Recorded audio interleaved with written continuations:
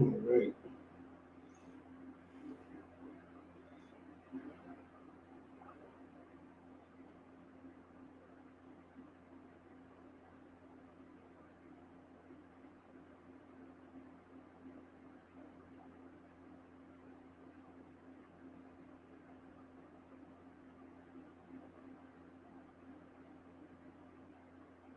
Shalom. Shalom, everyone. Shalom there. Shatla, good to see you, my sister. All right. Can you hear me, Shatla? If you can hear me well in the chat, please go ahead and just give me a one. Let me know that everything is going there. Hey, shalom there. Second Exodus. Shalom, good to see you there. Chaplain, my brother, who's also a teacher. All right, I think, let me see here. Something happened that I did not intend to happen, so let me stop that real quick. All right.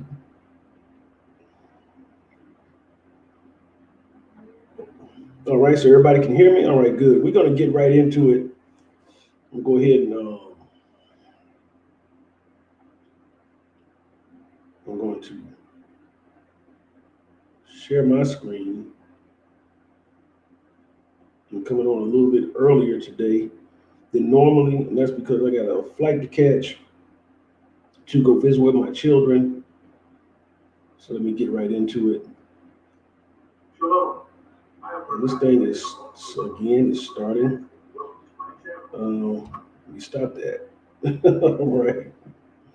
Let me stop that again.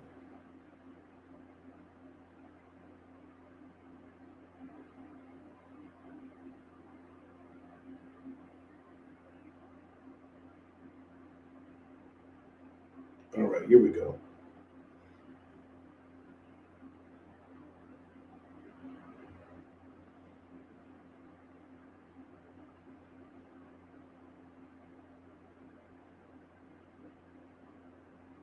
All right.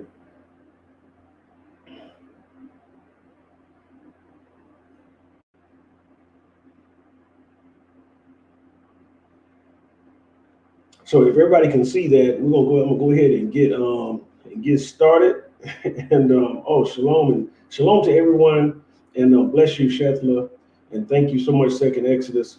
You know, and today, this week has been a very special week. I got to see my little granddaughter yesterday. My son, we had video chat, and he sent pictures, and I mean, little Grace, Kyra Grace. All of his children's name end in Yah, basically, in terms of name for the Lord. And so she is as cute as can be. She is absolutely beautiful. And she got here yesterday, and she's a good little baby. So I can't wait to see her. But this week, I'm going to be flying to a different part of the country to see my children, my daughter, and her children. And then after that, I'll be going down to see my son and his children. One thing I can say, my children have taken that be fruitful and multiply thing very seriously because I have my Lord, my fruit, I guess they have been more fruitful. So I'm so glad, for that. And I can't wait to see, like I said, my little granddaughter. All right, but we're going to get right into it. Now, this was a presentation I had planned on premiering. So some of the parts of my slideshow are pre-recorded and others are not. But this is going to probably be, I'm anticipating probably about an hour to hour, 15 minutes long. All right.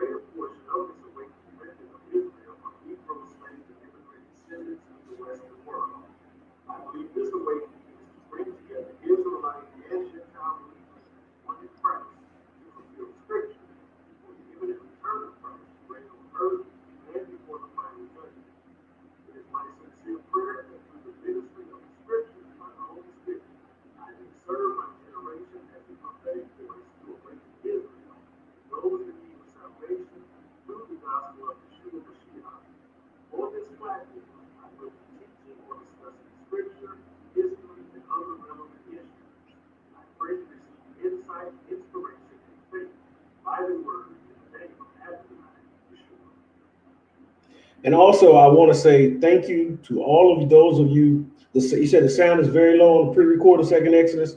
Okay, I'm gonna try to. Then what I'll try to do is I'll probably try to read through some of the slides in the event that they come through pretty loud. But this is normally how I start off the show. So let me see if I can probably somehow increase or improve the volume. I don't know if I can or not. But I do want to say thank you to all of those of you who have been a blessing to the channel through your donations, as well as most of all through your prayers and other means of support. I really appreciate all of the intercession. You know, that is the thing that I love the most, all the intercession prayers and the words of encouragement that help to keep me going, because that's more necessary than you all realize. And so I just want to say thank you to everyone. All right. And if any part is low, then what I'll try to do is read it manually. I think if I had just went ahead and processed this all the way through as a video, it probably would have came out louder. But because I'm using portions of it and I'm going through it more or less as a presentation without using the audio portions, with using the audio portions, it probably is going to be a little bit low. But if there is a problem where you can't hear it, the visual is going to be there. And other than that, on the slides that I didn't use any pre-recorded commentary, I'm just going to be talking. All right, so we're going to go ahead and just move on to the next slide. And I've shown some of these images before. And so some of you are probably familiar with some of these images. And, you know, the whole point of doing this particular broadcast, because as I said, on this broadcast, on this platform, you know, we do discuss scripture, we discuss history, but we also discuss other pertinent things. And this happens to be one of those pertinent things. And this is more of a social issue. And oftentimes, many times ministers or mores or teachers or whatnot, or scholars will try to avoid dealing with these types of issues and try to say things like it doesn't pertain to the gospel, or you shouldn't worry about this. But it does pertain to the gospel. Yeshua and the apostles didn't shy away from dealing with social issues because they knew that it affected our everyday living. And these things that affect our everyday living in terms of how we interact with one another can have an impact on our salvation, because it all affects our spirit, because we have to dwell in this world and live with one another.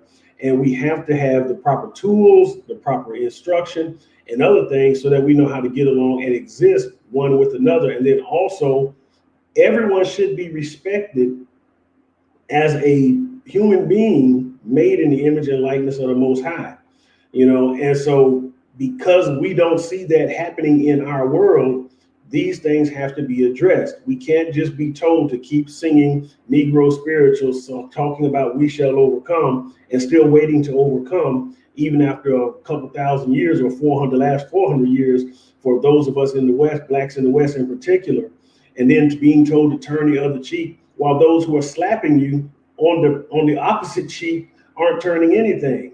And so all of these things have to be addressed, and none of these things should be shied away. And there's a way to do it. And so we're going to try to address those things in measure here on this platform. And again, shalom to all of you that are joining us here in this late afternoon, early evening part of the day.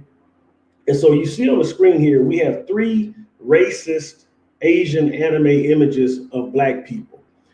And I'm starting off with this because I feel like there's an incredible amount of hypocrisy right now that's being pushed across the airwaves, in newspapers, and in other forms of media, especially on social media and things of this sort. You can't even log on now to social media without the first thing coming up is something about stopping anti-Asian racism or anti-Asian hatred.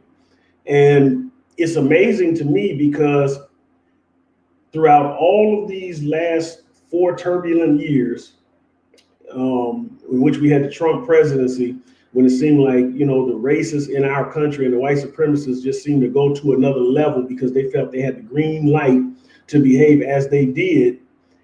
You know, I don't recall these corporations like Facebook, like Twitter, like Instagram, and things of this sort going out of their way for black people. What I do recall is black people having to put an intense amount of pressure on other people through a constant barrage of protest and things of this sort, even while we were still being murdered and shot down in the street like dogs, while we still weren't getting justice, while police were still busting our heads in, while cops were literally jumping on our women and punching and beating them up like they were men and manhandling our children and things of this sort. We had to go through hell to be acknowledged. And it didn't just happen only in the last 4 years, but it became very noticeable. But this has been the pattern for the last 400 years. And so we've had to suffer and go through an immense amount of hell just to be recognized. And here's the thing. The black struggle has always paved the way for everyone else. We do all the suffering and all the fighting, but we do the least amount of benefiting. So we put the groundwork in, and then everybody else steps on us and uses us as their foundation to build their own platforms off of us. And you see this happening now with the anti-Asian thing. You see it most prevalently, perhaps, in the LGBT community. And don't ask me to add more letters to that, because it seems like every time I look up, there's more letters added onto that thing. And I don't even know what all those letters mean sometimes. I mean, it's going to be the whole alphabet in a minute. So everyone latches on to our struggle. We paved the way in our pain and in our blood, and everyone else takes away from us in gain. And then they, forget about us. The other thing too, especially very obvious, what's very obvious in the struggle in terms of equal rights for women, is that in America in particular, the feminist movement, which is dominated by white women, seem to recruit black women, and then at the polls, when things need to happen for black people, or when other things come up, they abandon the same black women they recruited. They recruit you for their cause, and then they drop you when you have a cause that you need them to support. And they use this whole thing, well, we all women, we got to stick together. But when it comes down to an issue between what's black and what's white, they abandon the black woman and leave her hanging. All right. And so this has been a pattern that has happened. Everyone has used us and abused us and then abandoned us when we needed them. So I agree. Many times when I hear brothers and sisters say the sentiment that we have no help but Yah, or we have no help but God. In other words, only the Almighty is on our side and won't betray us, because everyone else whom we've sided with have at some point in time betrayed us and abandoned us. And the subtleties have always been there. The subtleties always come before the overt abandonment comes. But here in this on the screen here, these anime images created by Asian cartoonists and promoted to our children. Think about how many children love anime and things of this sort. Now, I want you to also realize too that this is being promoted or done towards the younger generation. So this is getting to the children when they're still in seed form, so to speak. And a seed is the most vulnerable that a plant will ever be. It's unable to break through, so to speak, on its own. It has to be tilled and tended to. The ground has to be prepared for it many times. And with our children, they have to be tended to and watched over. And so what you don't put in them, somebody else will. And so these images are promoted to younger children at an early age, black children, white children, Asian children, Hispanic children, all over. And then this begins to develop on the subconscious level their ideas and images about how black people are. All right.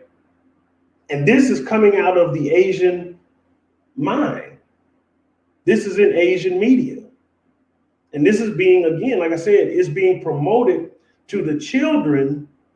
And so by the time they're adults, probably worse things have now been pushed to them. But the groundwork was done when they were young.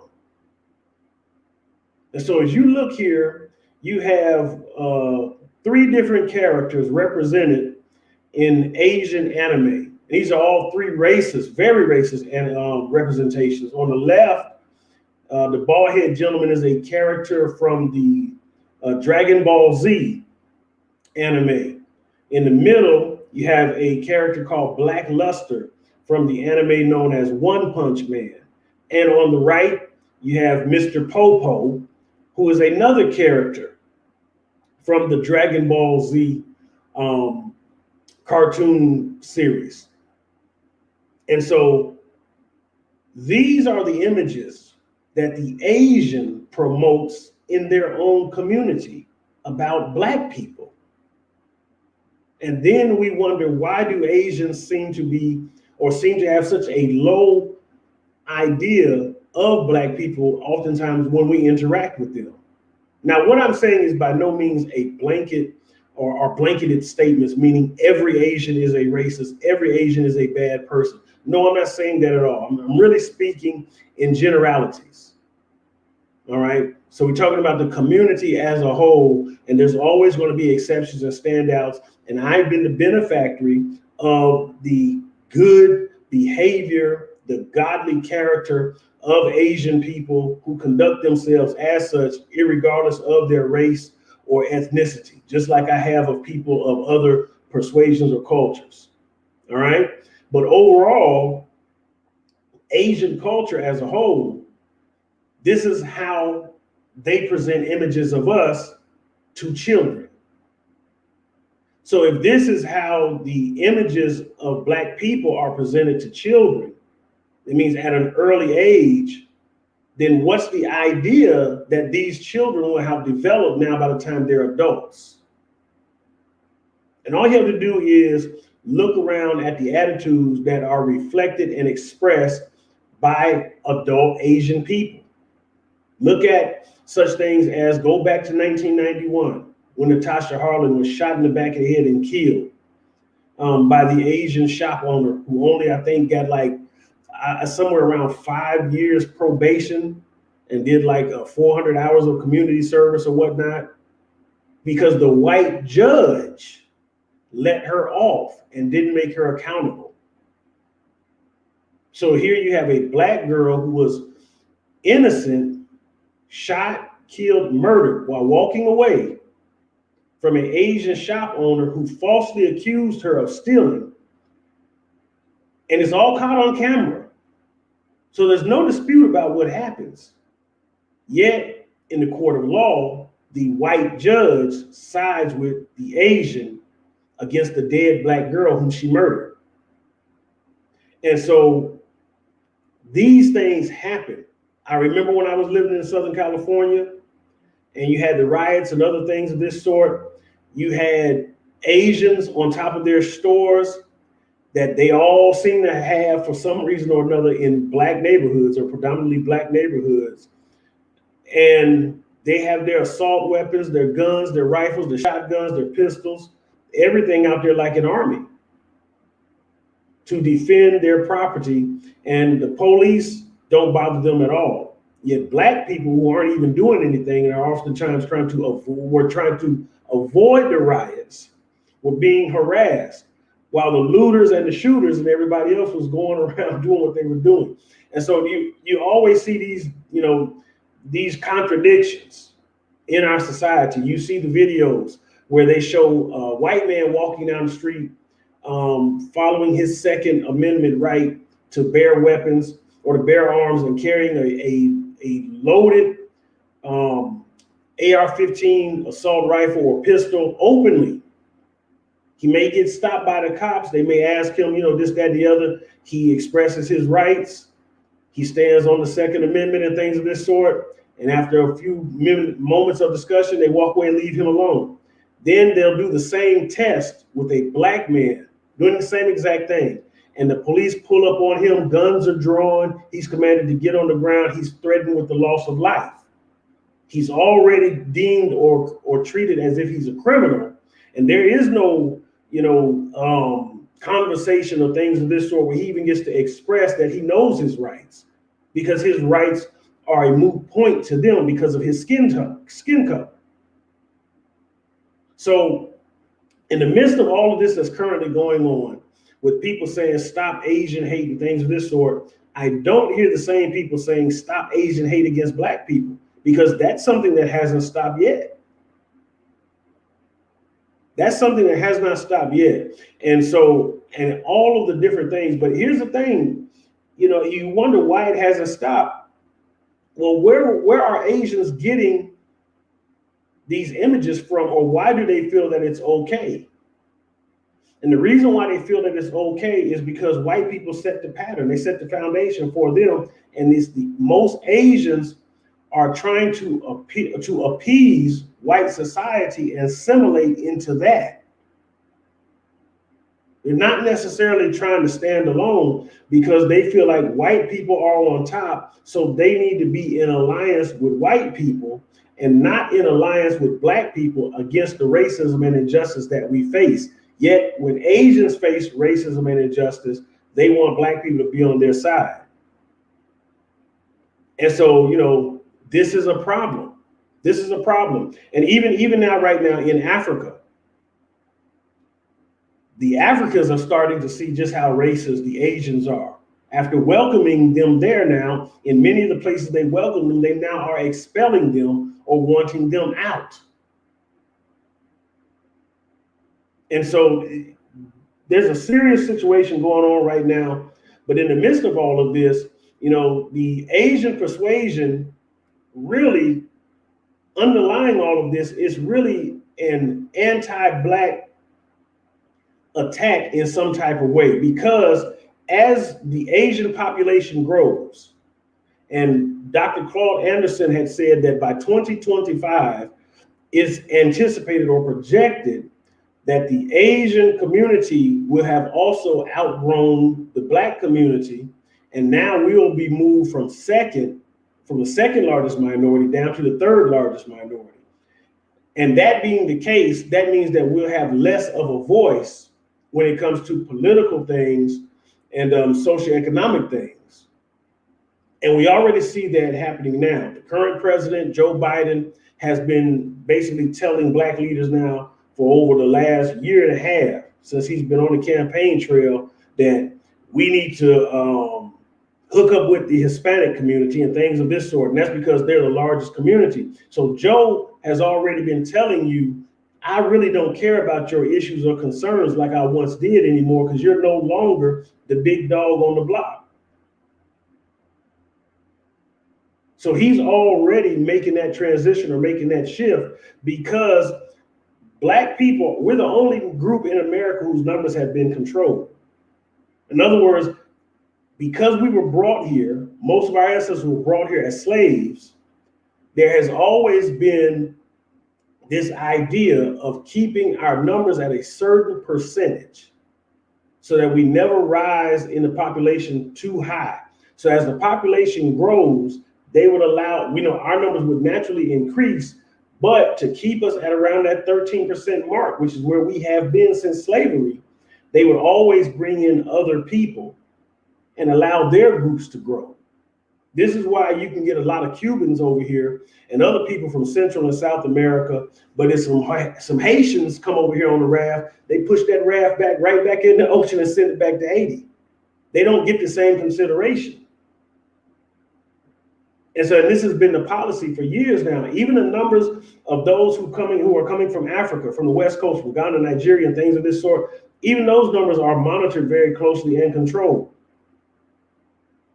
And only in recent times now, because of the white birth rate being zero and other things taking place, now do you begin to hear white elites and those in the dominant society complain about the Hispanics that are coming across the southern border, because their numbers are growing at an alarming rate with every wave that comes into the country.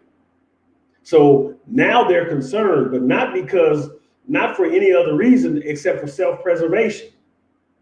They only are concerned about them being in power and remaining the majority, not only as far as numbers, but also in terms of being able to control what happens politically and socioeconomically.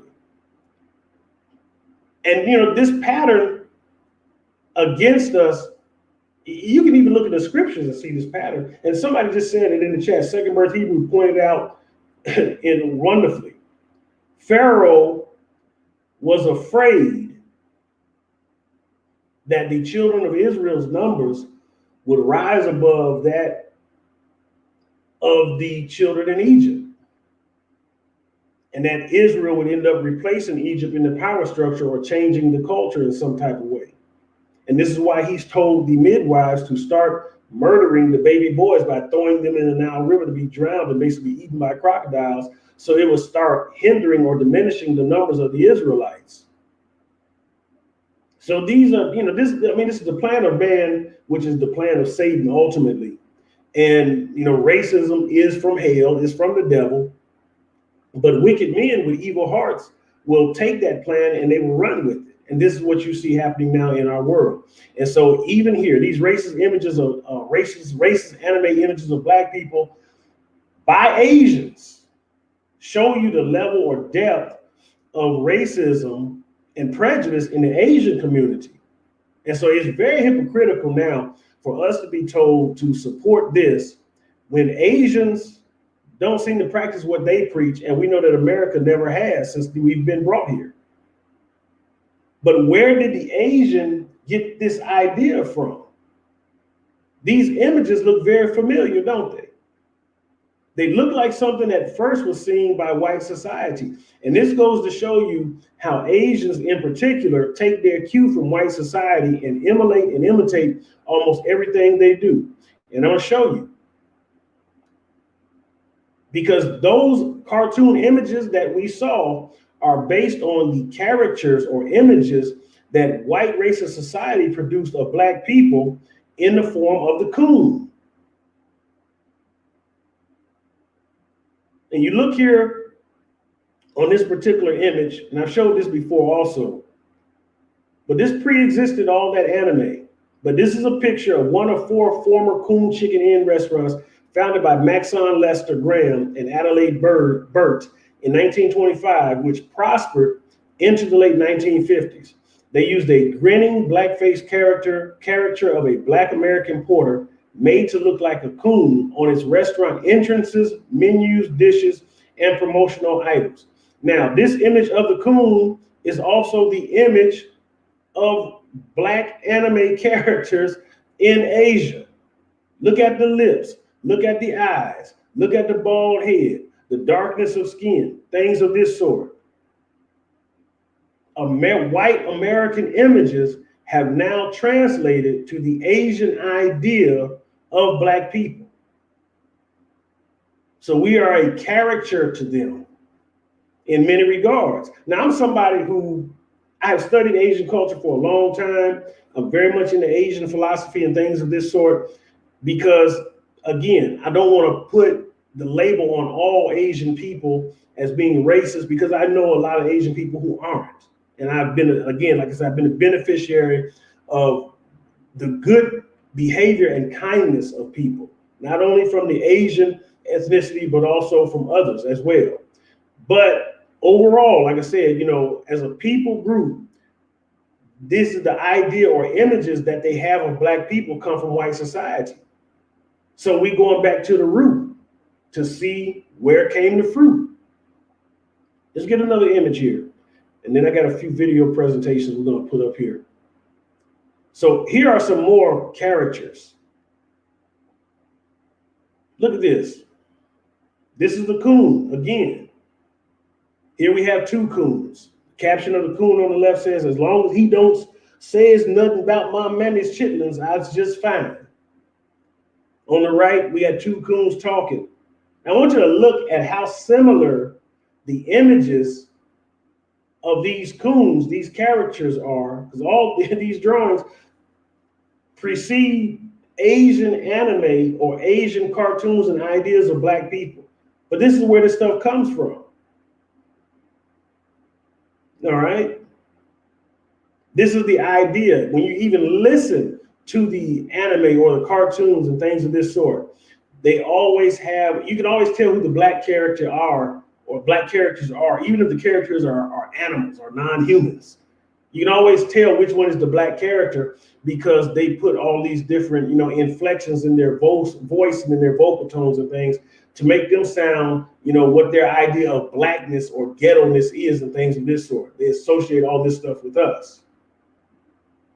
And oftentimes it's very buffoonish and it is very demeaning, just like these images that we see right here. All right. But this is where Asians get their idea of black society. So in the midst of all of this stop hatred against Asians, I'm all for stopping hatred against everyone. But you know what's funny? When we said Black Lives Matter, you saw all of these rebuttals. I said, no, all lives matter. Blue lives matter. Has anyone seen anything that says stop hatred against all people, stop all hatred? You're not seeing that like you were seeing when black people were the targets, when we were the subjects. And all of this is being done strategically to minimize the black voice and the black plight so that in the future, as these other groups are allowed to grow and our numbers are corralled and maintained through prison, through abortion, and through economic disparity and degradation, which contributes to the decay and corruption of communities that lead to high crime rates and things of this sort, which are contributaries to black on black crime. We're not just killing each other because we hate each other. There are outlying factors that people often deny and try to act as if they're not a factor or they're not an influence in any way. But these things are. If you put people in a box, and this is what ghettos were intended to be. They were intended to be a way in which to corral a certain group of people to segregate and separate them from the other people. So in other words, you took an ethnicity that was considered your undesirables and you created communities and neighborhoods for them to keep them basically away from everyone else. And these are what became known as ghettos. And the first ghettos didn't have black people living in them. This is where they put the undesirable Europeans. But as the numbers of black people begin to increase and we begin to move out of the South and expand across the country into northern states and Midwestern states and out west and things of this sort, what they did was the undesirable Europeans, such as the Irish and the Italians and the Gypsies, and even a lot of the Spanish and Portuguese and things of this sort, which people now consider to be Hispanic, the Aryans, such as the British, the Welsh, the Germans, the Polish, the French, and others, who consider themselves pretty much a higher tier of white people on the upper crust, so to speak, they basically, because they dominated the political landscape, they basically told the other groups, hey, look, we're going to accept you back into us, all right? And as long as you help us against these other people or join with us by not accepting these other people, all right? And actually, I said the Polish, you actually had a division of Polish people because the Poles were oftentimes looked down too, kind of like with the Irish, all right? But you also had a different, like I said, upper crust, higher degree of people amongst them as well. Europe was already a very segregated place in and of itself. You'd be surprised at how segregated Europe is amongst their different ethnic groups or tribes, so to speak, and how they looked upon each other. And we're talking about white people looking at other white people differently. So when it came time to create the vehicle of racism and white supremacy, it was a relief for that culture to be able to take the focus off of each other and put it on somebody else who was clearly and visibly different from them. But they despise and disdain black people so much so that you remember they even are the ones, white culture here in America created the whole rule about if you had one drop of black blood, that made you a black person. One drop. They saw one drop of black blood or black ancestor in your family line, basically almost like being poison to the rest of your bloodline. And even now, the Aryan Nation and other racist groups in the country, the Ku Klux Klan and things of this sort, they even scrutinize their members in terms of what their ancestry is, because they want them to be pure. And there was what they considered pure, more or less. And so, yeah, all of these different things. So all these different images that are projected about black people, Asian people pick these things up like taking a baton and they run with it. The idea that there are black people all on welfare, when actually white people are the largest group on welfare. The idea that we're just, promiscuous and just going around making babies and that we're sex-starved, beasts or beings and things of this sort. When the most of your deviant or sex crimes and things are committed by, again, the dominant society.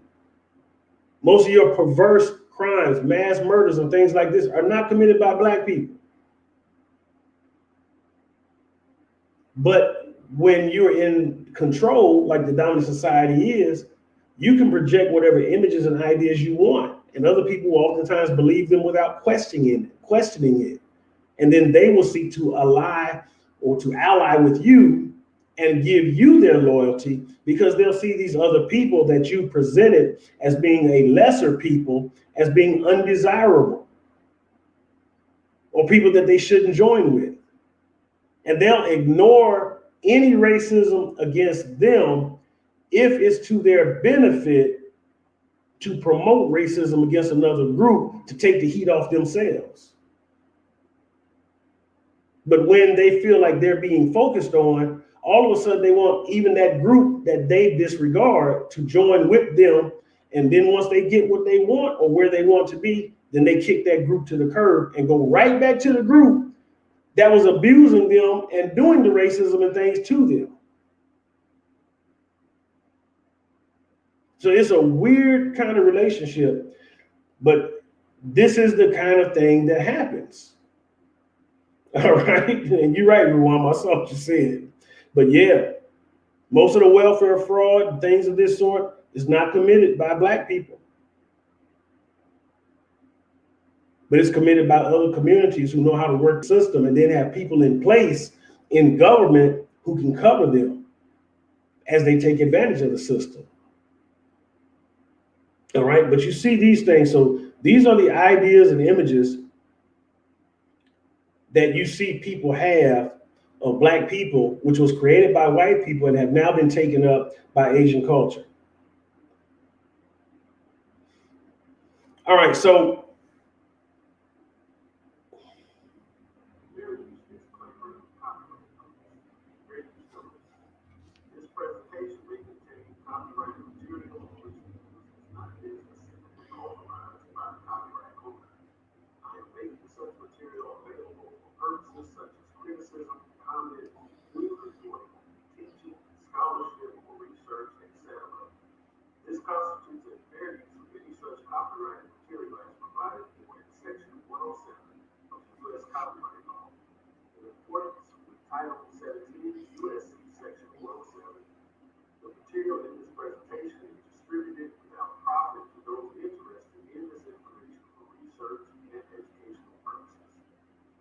that may have been a little low, but that's why I also had it on the screen long enough for anybody who couldn't hear me well, you can at least read this.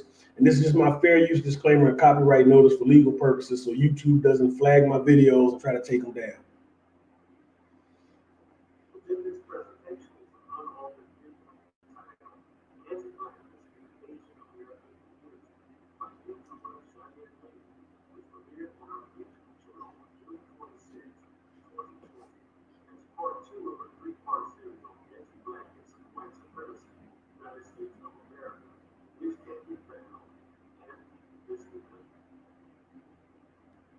Right, and again, I do apologize for the volume being so low, because again, this was intended to be a video presentation, and it would have been much louder, but because I'm doing it as a PowerPoint presentation, it's a little bit lower than I anticipated. Hopefully the videos themselves that are within the presentation will be at a reasonably high volume so you can hear it very clearly.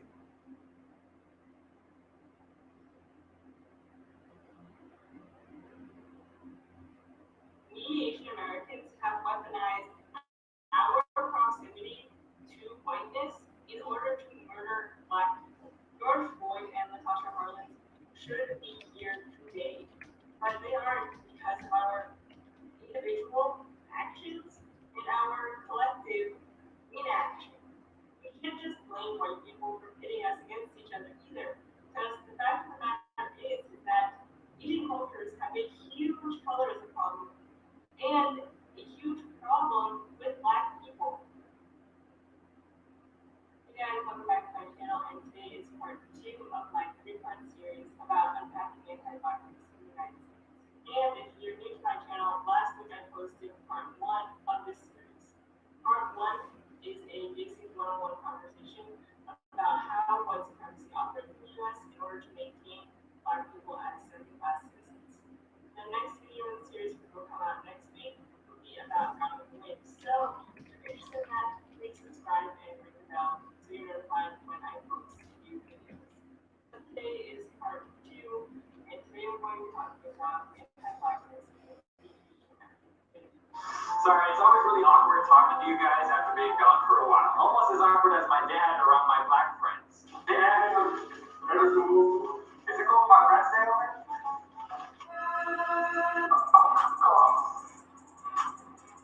Good.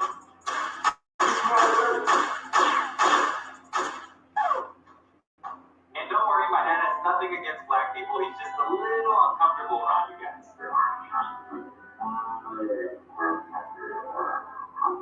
I post a lot on my channel about racism that Asian people face, but today I want to talk about racism that Asian people take part in and perpetuate. Though I was adopted into a white family and grew up in a very white world, doesn't mean that I haven't seen anti-Blackness at play. Quite to the contrary, actually. When I was younger, I was very invested in becoming Asian.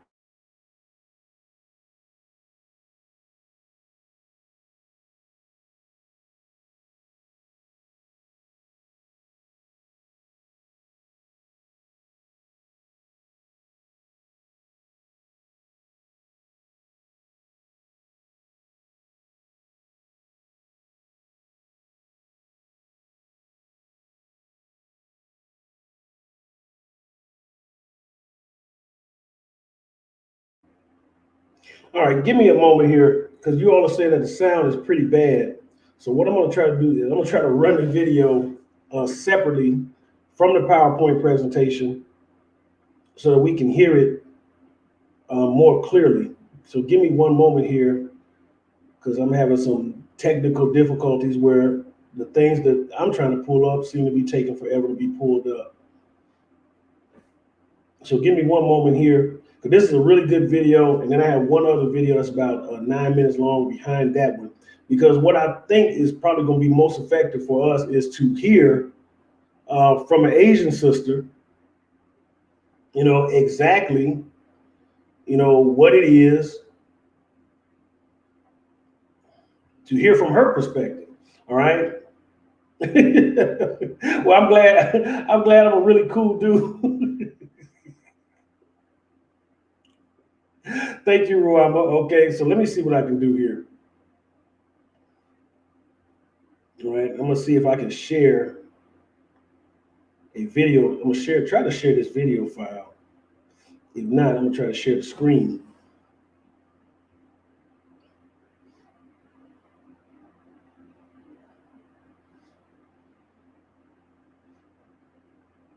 All right, so let's see if we can get this going.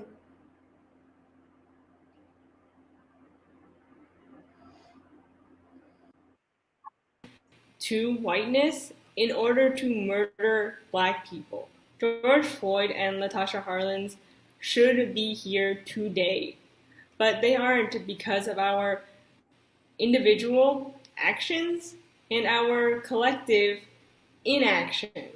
We can't just blame white people for pitting us against each other either, because the fact of the matter is that Asian cultures have a huge colorism problem and a huge problem with Black people.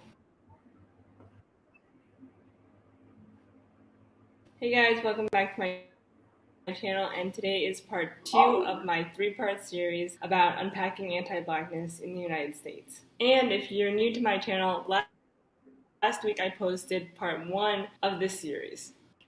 Part 1 is a basic one-on-one conversation about how democracy operates in the US in order to maintain Black people as second-class citizens.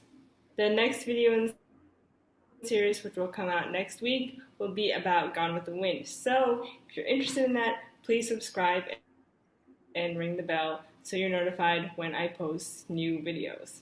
But today is part 2, and today we're going to be talking about anti-Blackness in the Asian American community. Sorry, it's always really awkward talking to you guys after being gone for a while. Almost as awkward as my dad around my Black friends. Hey Dad. Hey Mr. Wu. Is it cool if my friends stay over? Of course. Now where's my gun at? Teach me how to dirty. And don't worry, my dad has nothing against Black people. He's just a little uncomfortable around you guys.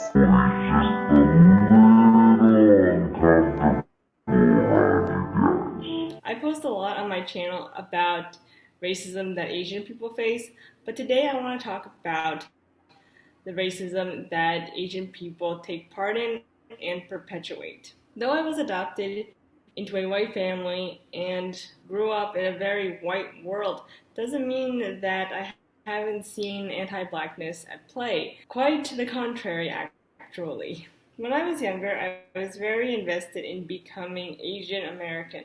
I took traditional Chinese dance classes with both Chinese American students and Chinese American adoptees. I was friends with a lot of Korean American kids who were mainly children of recent immigrants, and after I graduated high school, I took part in a few Asian American clubs at my college. And even though I'm still seen as whitewashed by the community due to the fact that I grew up white, I am still Asian, and not enough of us are speaking out in support of Black Lives Matter. And I think that's for a few reasons, which I'll get into at the end of this video. But first I want to talk about how Asian Americans benefit from white supremacy and use our proximity to whiteness in order to subjugate Black people. And I've decided to structure this part of the video in a numbered list with 5 main points. So let's get started. So number 1, conditional whiteness. Asian Americans have benefited from white supremacy. Though Asian Americans face their own set of racist stereotypes and have their own racist history in this country, our model minority status given to us by white people is somewhat of a privilege. It means we don't get racially profiled by the police and that we can walk freely without someone calling the cops on us. For the most part, we're seen as non-threatening. However, as seen with COVID, our privilege is conditional. I said this in my COVID video, but there are so many Asian American people who for the first time were saying America is so racist and racism against Asian people in the US has been reawoken. Like, I don't think it was ever asleep. But that just goes to show how much white people have made us feel comfortable at the expense of Black people. White people only treat Asian Americans better than Black people, so we don't realize that they're full human beings.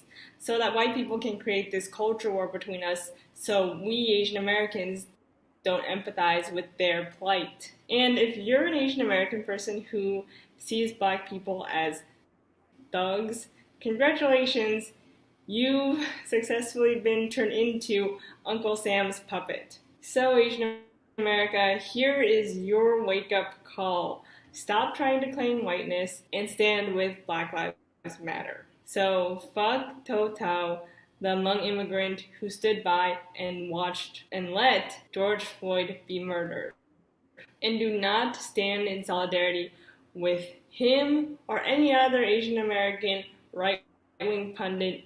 I'm looking at you, Lauren Chen and Joey Gibson. So, number 2, let's talk about colorism. Again, half black Asian kids have it really tough. They're similar to adoptees in a way, in that they are never fully accepted by either community that raised them. ちょっと簡単に教えてもらえますか？アメリカと日本のハーフで、国籍はでも日本で、生まれてからずっと日本の学校。なんか英語が上手だって思い込んで英語で話しかけてきたりとかしますか？話しかけられることはそんなにないけど、話しかけたらノーイングリッシュとか言われたりマイカちゃんがどこの出身だっていうふうに思うことが多いですか？アメリカかアフリカ。なんか普通に学校でマイカってアメリカ出身なのって言われて、全然ここら辺だよって地元だよ地元みたいな。だよ。 However, they're specifically not welcome into the Asian community for being black. Kevin Wu, who used to be a very, very famous YouTuber, used to make skits with his dad and make jokes about how Asian American parents see black people as criminals just for being black.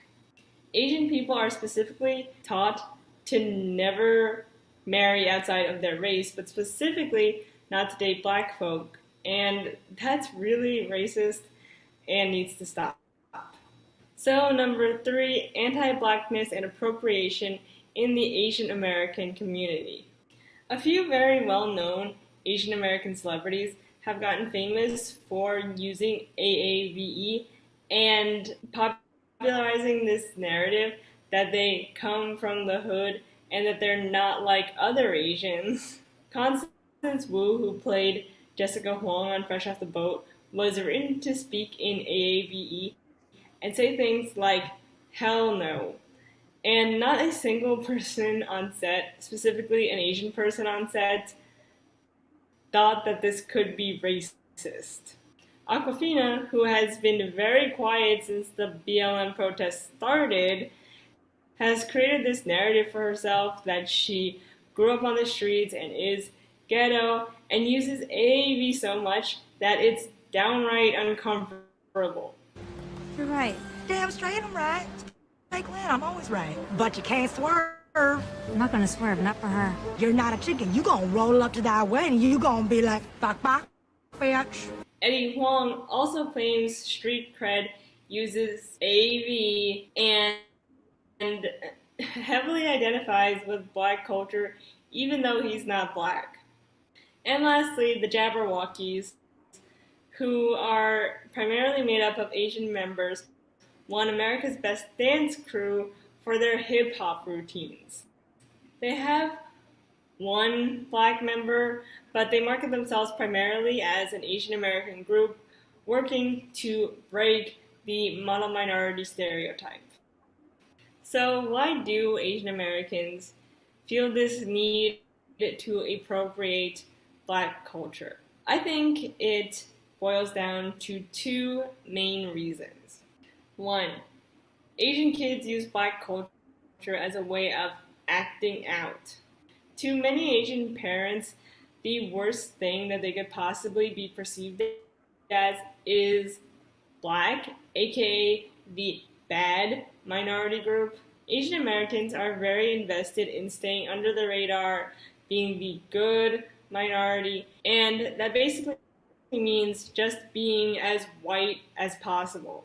And this can be a very oppressive environment for some kids, so they choose black culture as a way to act out because it'll make their parents the most angry, and it'll also help them shed the quiet and demure Asian stereotype. And let it be known that these stereotypes that some Asian people are so invested in breaking were created by white people. Just like how the stereotype that all black people are loud doesn't exist in any way, shape, or form. So Eddie Huang and Aquafina you are wasting your time. So the second reason why Asian American people love to appropriate Black culture is because they want to do what's cool. And like white people, to them, Black culture is the definition of cool. And yeah, Black culture is awesome, but it's not for you or for us, especially when the creators of Black cultural products are mainstreamed to be for everyone. And even worse is that the Black creators of these products and trends are never given their check and proper dues. Black music and fashion can have an influence on you, but you can't go around sporting gold chains and using AAV and not say anything about Black Lives Matter and not interrogate how you, with your light-skinned model minority privilege, have added to anti-Blackness in this country. So number 4, appropriation in K-pop. K-pop is heavily influenced by Black American culture, from the music videos to street fashion. The looks that you'll see are taken straight out of Black neighborhoods in the US. Athleisure or streetwear, velour tracksuits, bucket hats, big sneakers, and of course, braids are all staples in South Korean high fashion. And this is very dangerous considering countries in East Asia are very racist and profile Black people as criminals, but are completely open and ready to accept Black culture. And it's not just fashion. South Korea loves rap. South Korean rappers are seen as extremely talented, but their influences are the originators of that music, Black people. And this is where the hypocrisy comes in. Many K-pop artists acknowledge that rap and hip-hop were created by Black people, but they still mock AAVE and Black people in general. And that's not even to mention that their wealth and status is piggybacking off of Black innovation. And this reckoning with racism in the K-pop fandom and K-pop artists being racist themselves is being addressed by much more knowledgeable scholars than me. I highly suggest Stitch's content on anti-Blackness in the K-pop fandom especially. Her links to her Twitter and YouTube will be in the description down below. So number 5 and the last point on this list, describing how Asian Americans perpetuate anti-Blackness.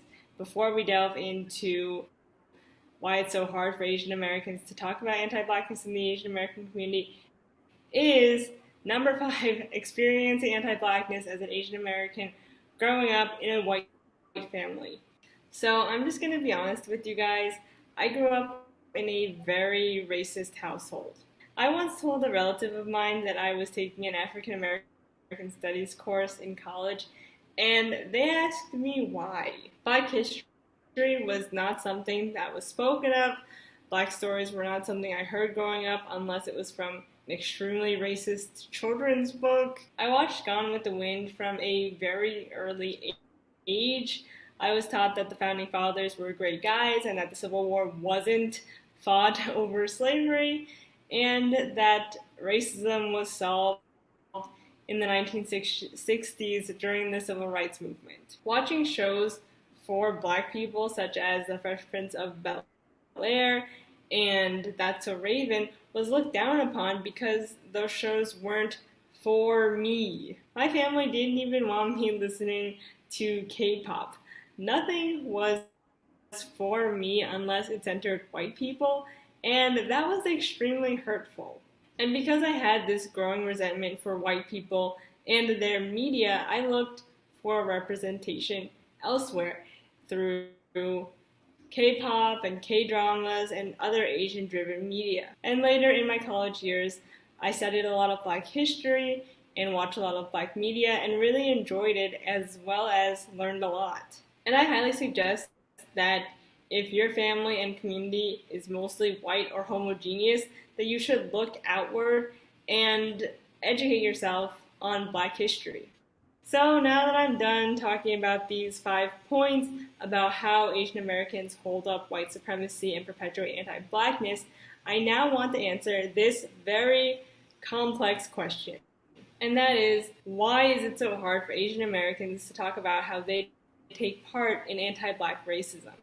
I think the main reason is that there's a lot of resentment between the black and Asian communities. We've hurt each other, but only one of us has benefited from white supremacy. We Asian Americans have weaponized our proximity to whiteness in order to murder black people. George Floyd and Latasha Harlins should be here today, but they aren't because of our individual actions and our collective inaction.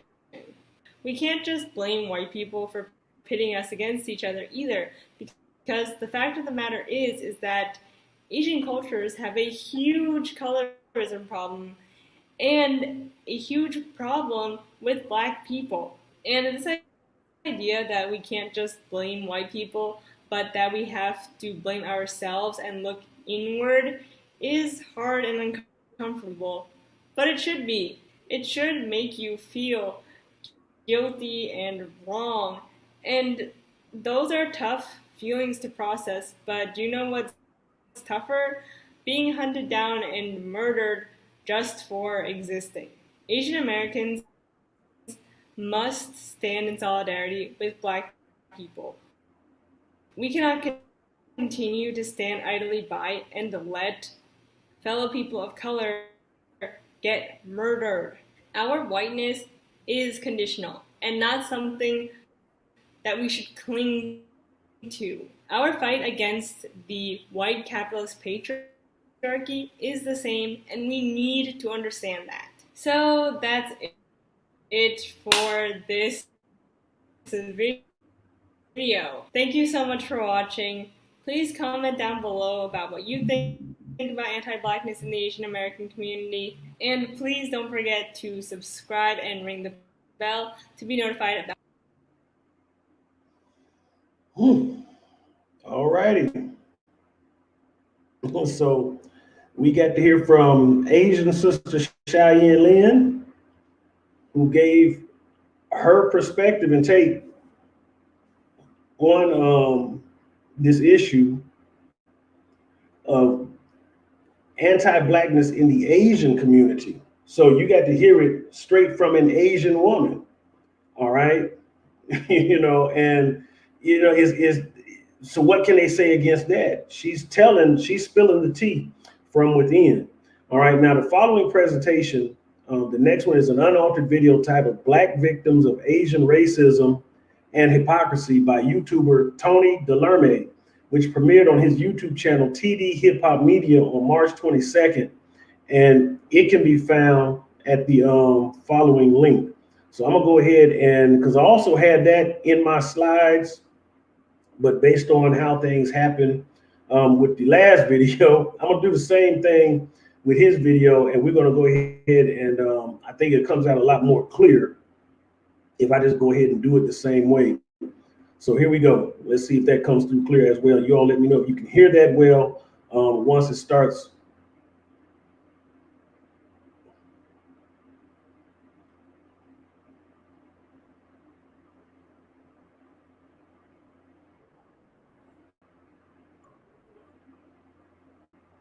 Of bias against Chinese Americans in this country. Your own aide, Secretary Azar, says he does not use this term. He says ethnicity does not cause the virus. Why do you keep using this? A lot of people say it's racist. It's not racist at all. No, not at all. It comes from China.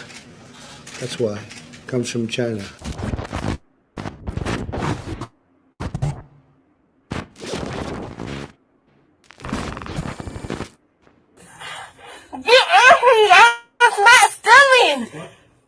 You still in? No, I was not.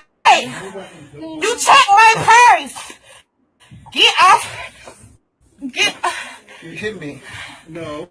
Get off me. Over the past few days, citizens of the United States have been in an uproar over Donald Trump referring to COVID-19 as the Chinese virus. Many people have said that this is racist and it's causing issues for the Asian American community at large as it projects Asian Americans in a bad light. But is it really racist to refer to COVID-19 as the Chinese virus? And if so, why is it not racist to say things like the Zika virus? According to the CDC, the Zika virus was first discovered in 1947 and is named after the Zika forest in Uganda. Is it not racist to say the Ebola virus? According to the CDC, once again, the Ebola virus was first discovered in 1976 near the Ebola River in what is now the Democratic Republic of the Congo.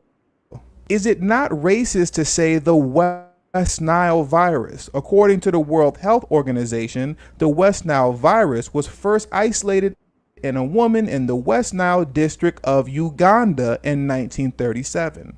So why is it okay to point to these viruses and refer to them as their place of origin, but it's incorrect and racist to refer to COVID-19 as the Chinese virus? Well, it's quite simple. As long as racism falls on the head of black people, it's okay. But when it falls on everybody else, now it's a national crisis.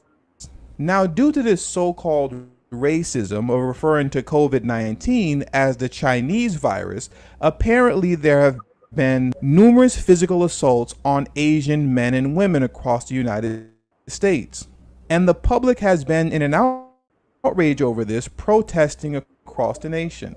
But where have those same protesters been throughout the years when multiple videos go viral of Asian shop owners viciously beating black women in their hair salons, nail salons, and beauty supply stores? Every year, dozens of videos go viral on Twitter, Instagram, and Facebook alike of Asian men and women viciously beating to a pulp black women for numerous so-called reasons. Now, these reasons are racist on face value, but according to these racists, the reason these situations happen is because apparently these black women are either allegedly stealing or allegedly attempting to walk out on a service provided. Let's say you did my eyebrows, I thought you messed them up, so I'm not going to pay you and I'm going to walk out. Now, the response of most racists are, if they weren't trying to steal, this wouldn't have happened. But the fact of the matter is, whether or not they were stealing or denying to pay because of bad service, that does not justify the assault. The punishment does not fit the alleged crime. Imagine me, a black man, owning a beauty supply store, and I catch an Asian woman attempting to steal. I visually see her grabbing an item, putting it in her pocket, and attempting to walk out the door. I stop her at the door and ask her to empty out her pockets. She refuses to empty out her pockets and proceeds to head towards the door. If I then, a grown man, take it upon myself to physically assault this Asian woman, would I be wrong in doing so? Of course I would. That would be completely ridiculous. And the media would have a field day with that footage of a black man beating an Asian woman to a pulp for allegedly stealing. The same outrage would occur if the roles were reversed and an Asian woman walked into a black beauty salon, refused to pay for the service because she felt that the women messed up her hair, and if those black women in turn beat that woman to a pulp with a stick, as you can see in this video, the country would be outraged. But when it happens to us, nobody cares. This type of racism by Asians on black Americans have been occurring for decades now, as far back as 1991 with the killing of LaTosha Harlins. As you'll see in this video here, in 1991, LaTosha Harlins was in a convenience store with her money in one hand and juice in the other hand, attempting to pay for her item. But the racist Korean shop owner, Soon Ja-do, accused LaTosha of stealing, then put her hands on LaTosha, and when LaTosha defended herself and attempted to walk away, racist Sun Jadu shot Latasha in the back of the head.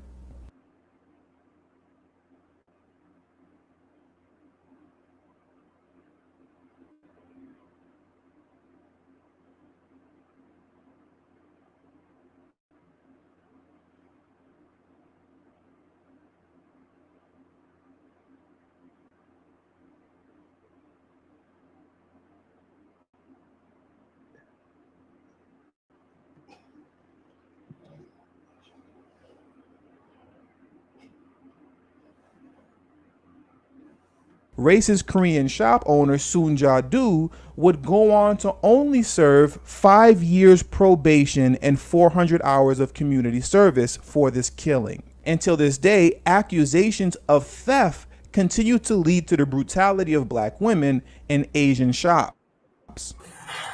Get off me! I was not stealing! You still No, I was not! You check my purse! Get off! Get You hit me. No. Get off me! Cause you're tripping!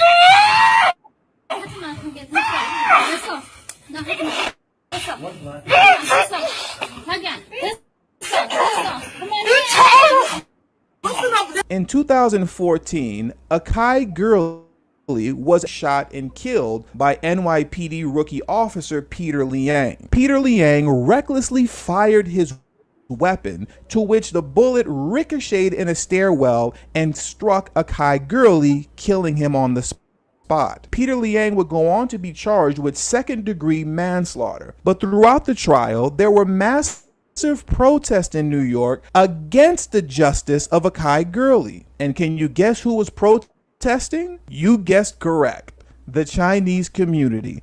They were out in full force, standing in the way of justice for Akai Gurley. So much so to the point to where the Chinese community raised up to $350,000 for, quote, legal fees. The Lin Sing Association is fronted by a small, inconspicuous doorway on Mott Street in New York City's Chinatown. For decades, this has been the go-to place for many Chinese Americans in need of help. But now, cash and check donations have been pouring in support of former New York police officer Peter Liang. It's already more than 350,000 until today, more than 350,000. Eddie Chu heads up the organization and says he has just this week personally given the bulk of the donations to Peter Liang for his legal costs. Now, I don't know how much Peter Liang's defense cost, but I'm willing to bet it didn't cost him $350,000. But I'll be generous and say that it cost him $200,000. I'll be even more generous. Let's say it cost him $250,000. That means that Peter Liang walked away with $100,000 cash for killing Akai Gurley, a gift to him by the Chinese community. Now, by no means do I condone any racist acts towards Asians or Chinese in particular. But the next time a racist act is committed by an Asian towards a black American, as we say in the hip hop community, keep that same energy. I want to see all of you out there who are protesting for Asians, protesting for the next black man or woman who was either killed or assaulted by an Asian. And with that being said, that does it for today's video. So please hit that subscribe button as well as the bell notification next to the subscribe button so you can be notified whenever I release a new video. Also, don't forget to follow me on Twitter at TD Hip Hop Media. That is on Twitter at TD Hip Hop Media. And do me the biggest favor by texting TD Hip Hop to number 33222. That is TD Hip Hop to number 33222. That way you'll get a direct link whenever I drop a new video, but it also serves as a protection plan for myself. So in case YouTube ever gives this channel the axe, I'll be able to send you a direct link to where you can find me next. And lastly, but certainly not least, show some love on the Patreon. For only $5 a month.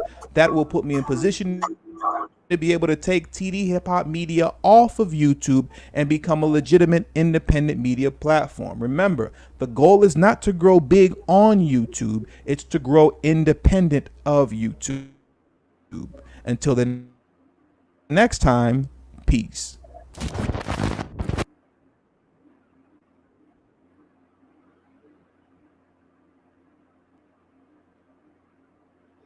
Well,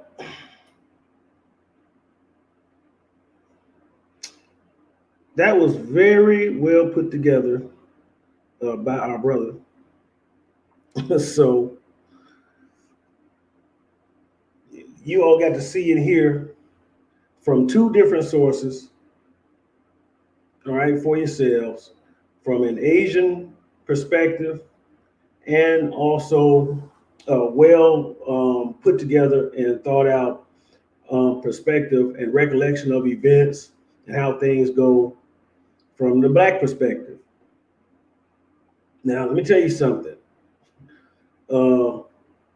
Black Jesus ain't gonna fix this, okay? This is something that we have to fix by taking things into our own hands. Now, Brew Queen saying some stuff in the chat, and I'm gonna have to say I agree with my sister. You know, we have to start doing more for ourselves. And this has been the message from a lot of our leaders down through the years. The less dependent we are on others, you know, the more we can build up our own communities and build up our own people. Because we continue to patronize other people in our communities, they keep merchandising us right there in our own communities, in our own homes. The neighborhood that I used to live in, where I moved from here in Georgia, I noticed when almost the first week I got there, I stayed there for a few years, that there were about 3 barbershops and then about 3 hair salons and 1 beauty supply. All 3 barbershops and all 3 hair salons were owned by Black people. So we had Black business owners. But guess who owned the beauty supply store where all of them had to go to get all of their equipment and their materials and things? It was owned by an Asian man. And I got to know him. He's actually a pretty nice guy. But he asked me one day when he saw me walking past to go to one of the other stores why I never came in and patronized his shop, but always would talk to him. You know, and I told him the truth, you know, why I didn't come there. I said, nothing against you personally, but whenever I see Asian stores in predominantly Black communities, I tend not to patronize them purposely. And has anything to do with me hating Asian people or being racist in any regard or in that particular way. But I feel that, you know, we're putting your children through college, paying your bills and things of this sort. And if I don't see you contributing to the betterment of our people in this community to do anything to make it better, then I shouldn't patronize you. And I encourage others in the community not to patronize you, but to follow suit. You know, and so we had a very honest conversation that day, and he told me that he respected my candor and he respected me, you know, telling him that. And that's how I've always been. If my sisters, anybody that really knows me will tell you.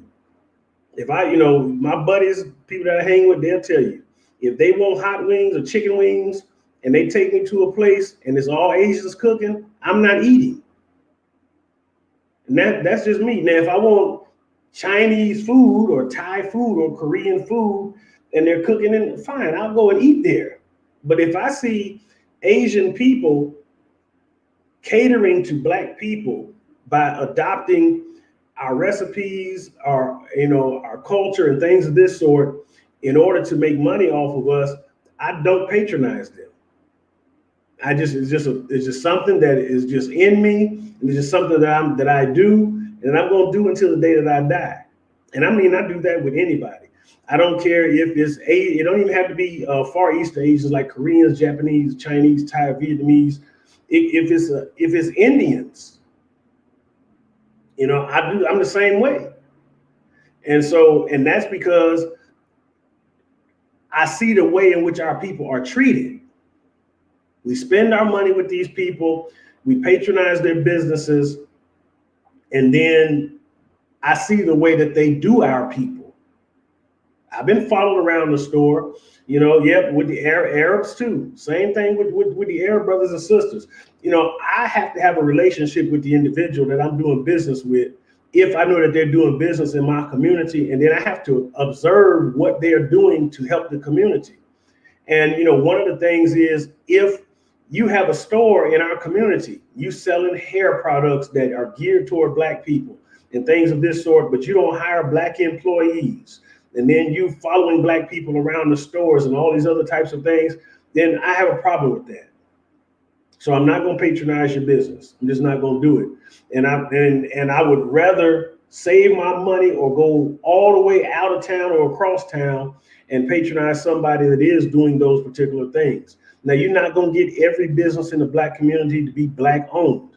But the thing that I'm looking for businesses that are in our communities that aren't Black owned is, how high is the Black employment rate? If you're in a community where the dominant people group is Black, then you should be sowing into that community by hiring the people from that community.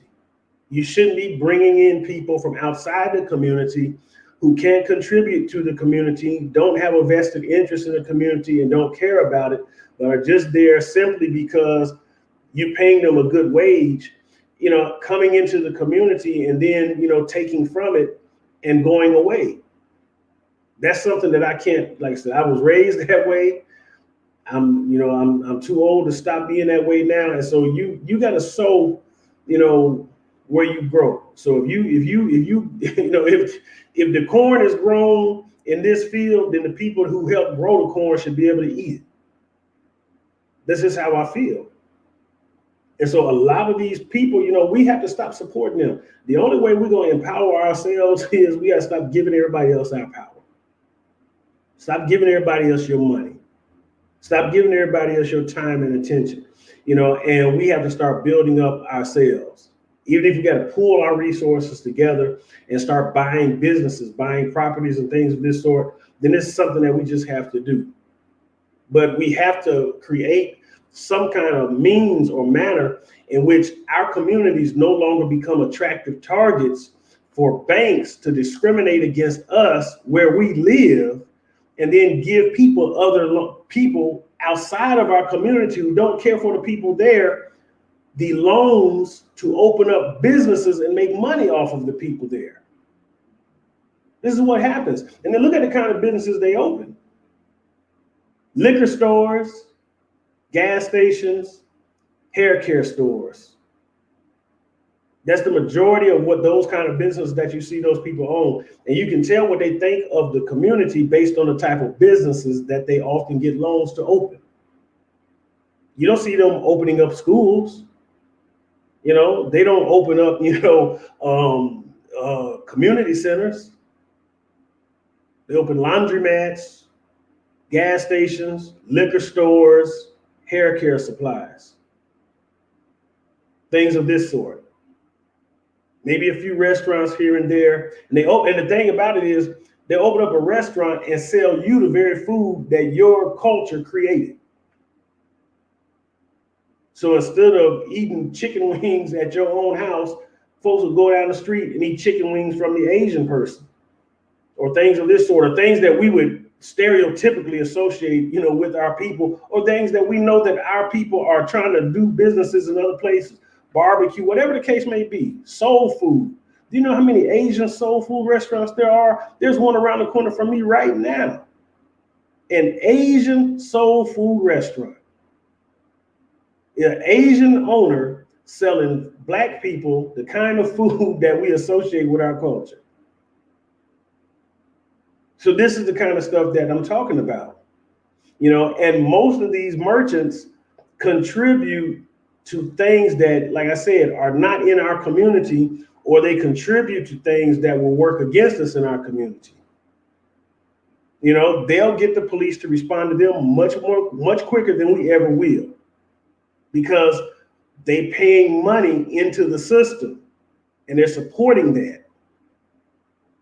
And so all these different types of things, like I say, you know, come up. So while I'm against all hatred towards all people, you know, I believe it's a setup that's happening right now to try and transition everything from addressing the issue of reparations and restitution to Black people for what we've suffered in this country for the last over 400 years now.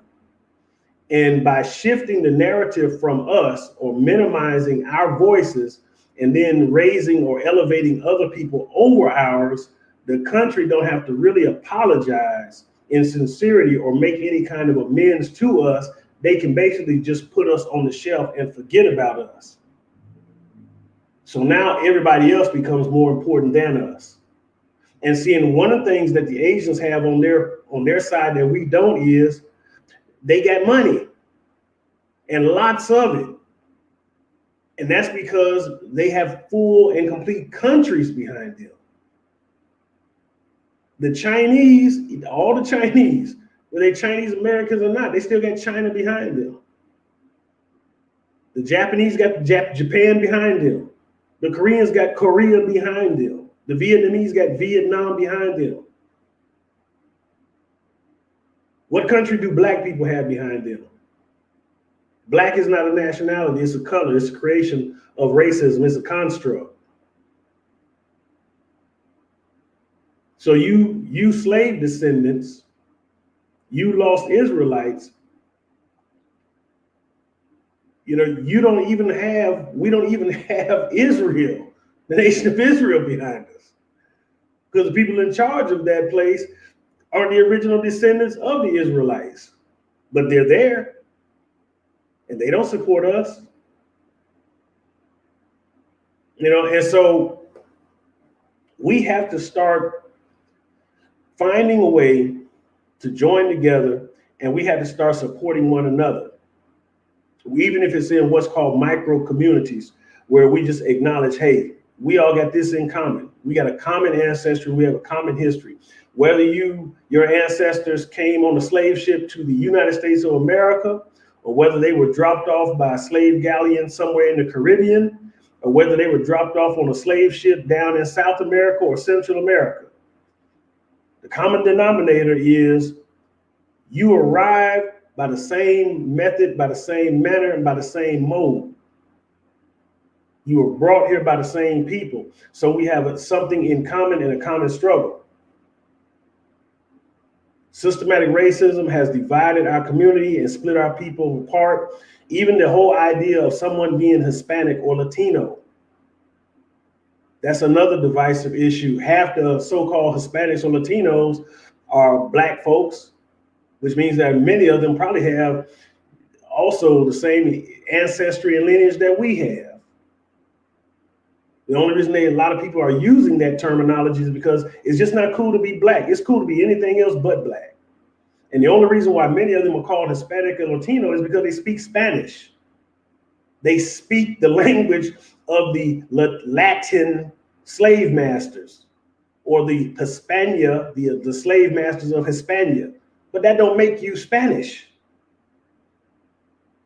You're just a Black Negro who can speak Spanish, or can speak Portuguese, or can speak French, or Italian, or whatever the case may be, some type of patois. But you still Black. You still a slave descendant. Your relatives didn't come here on the Mayflower and wipe out the Indians with the first Thanksgiving. They came in chains. They had their names stolen from them, their heritage robbed from them, their God robbed from them.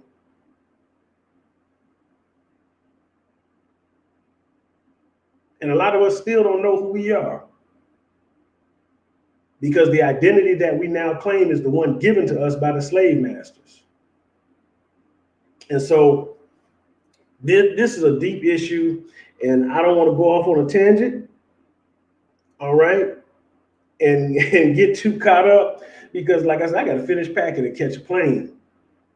But I wanted to touch on this subject before I did leave, you know, because I want us to be aware, you know, of those who always try to recruit us to support them and never support us. Never support us. Don't ever spend more energy and effort on someone outside of your family than you do on your family. Don't ever do that. Charity starts at home. That's a true saying. And my family, we got to start taking care of us first. And after we've taken care of us and built up our people and helped our communities secure the future of our children, then and only then can we start to allocate resources, time, and effort and focus our energies on helping other people. We've been helping everybody for the longest time now. And it's time for us to do for us. And that means we got to start with us. It don't mean we hate Asians. All right. We're not supposed to hate anybody. And I hope that if you do have any hatred in your heart, you get it out your heart so that you'll be ready when the Lord returns. But I want to say, you know, while you get the hatred out of your heart or have yourself or self-examine yourself for that, make sure that you don't allow the love for your brothers and sisters to grow cold because you get caught up in trying to love other folks that don't really love you. You love the unlovable, but sometimes you got to love folks from a distance. And sometimes, you know, I mean, well, let me say not even sometimes, but all the time, love, there's a priority. There's a priority. All right. Take care of yours first, and then you can take care of everyone else. And so, you know, like I said, don't let other folks, and you're right, Yahushua's handmaid, we are very empathetic people because we've been through so much, we've suffered so much, whether it be by our own decisions or whether it be by decisions that were, you know, beyond our control. We continue to be loving. We continue to be forgiving. We continue to be sympathetic and empathetic. But we cannot allow that to make us pathetic. And being pathetic is when you don't do for you, but you do for everybody else, and you do for folks that crush you and use you and abuse you. Somebody might say, well, man, you know, that's what you're saying is anti-biblical or against the scriptures and this, that, and the other. You know, Christ said, pray for them that spitefully use you. Yes, he said, pray for them, but he didn't say, you know, to let them abuse you. Well, he said, if they slap you on that cheek, you know, turn the other cheek. All right, I didn't turn the other cheek. Now you gonna hit it. Did I turn the other cheek so you can slap me on that one? Or after you can slap me on both of them, I ain't got no more cheeks to turn. Now what you want me to do?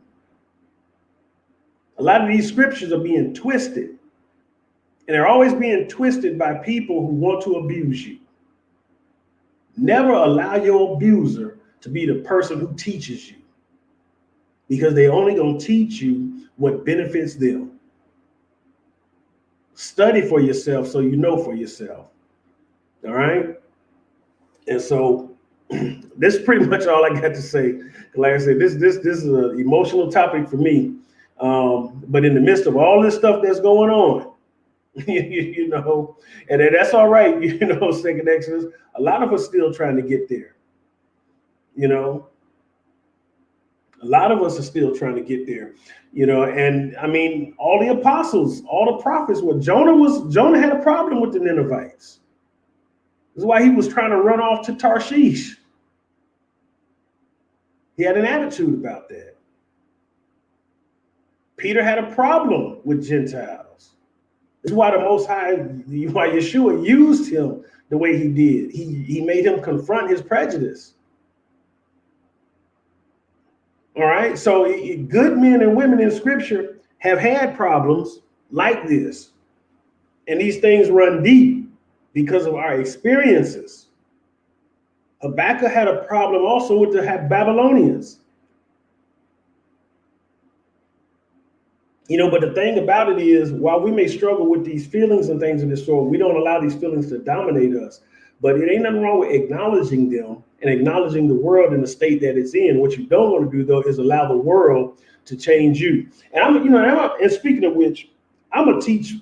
Well, I've already taught. I actually have a video on my page about that whole turn the other cheek thing. Now that is an idiom.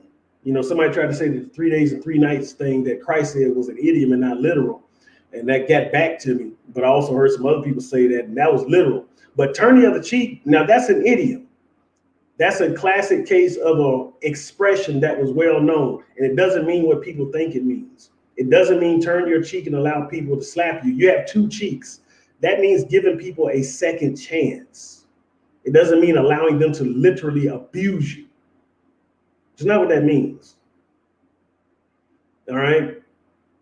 So it means that they may do something to you that could be likened unto them slapping you in the face because you were very transparent and honest with them. And then they did something that betrayed you or that, betrayed your trust, or may have, caused you some type of angst or anguish, but it doesn't mean to allow them literally to, oh, you slapped me? Well, slap me on this one too. Hallelujah. No, that's not what that means. If you slap me on one cheek, you ain't got to worry about me turning the other one and let you doing that too, because the fight going to be over real quick. And I'm not advocating violence, but I do teach self-defense. I firmly believe in that, because there's a reason why Christ told them to take those swords with them to the garden. How y'all think Peter had the sword to cut the man's ear off? It wasn't because Christ told him to turn the other cheek.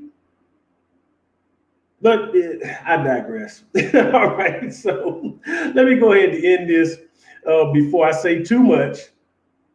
All right, but nonetheless, this presentation, like I said, we have made it, and you see what's going on. So, they say, keep that same energy or stay woke and things like this. I'll say it like this: let's operate with discernment. Well, we are concerned about other people's.